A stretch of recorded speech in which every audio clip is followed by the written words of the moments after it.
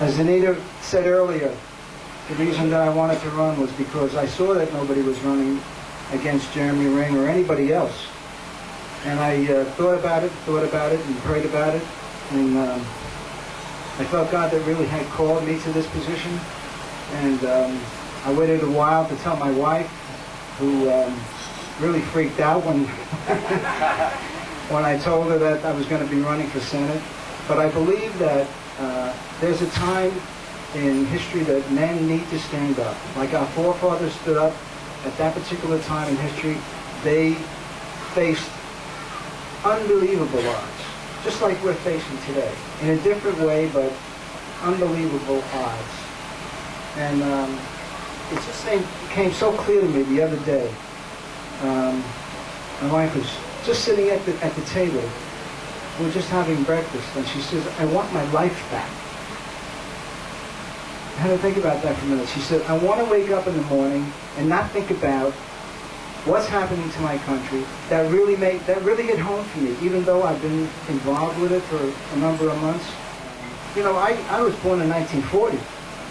I grew up in a different kind of America than we have right now.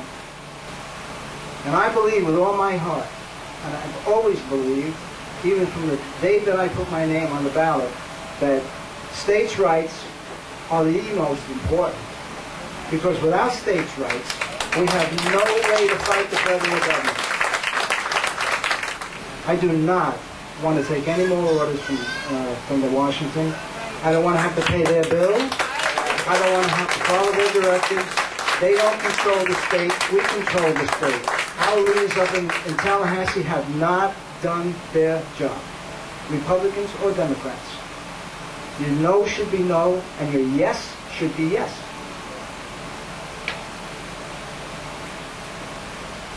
When injustice becomes law, resistance becomes necessary. That was Thomas Jefferson.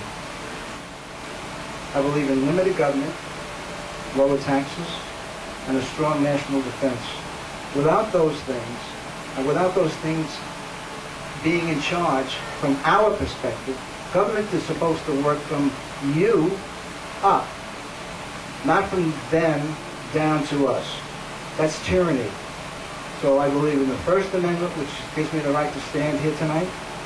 The Second Amendment, which gives me the right to bear arms, which tells the federal government that when push comes to shove, we still will defend ourselves. And the 10th Amendment, which is stay out of our way. We have total control of our state. We want to make the rules. We want to enforce those laws ourselves. We don't need you to do anything other than what the Constitution said you were allowed to do. So that's what my platform is. I don't have all the answers, but I will surround myself with people that do have good answers. I know that I can make good decisions because I have the spirit in my heart that I am accountable to God and not to the federal government, but not to the state government, but I have a higher authority that I am accountable to.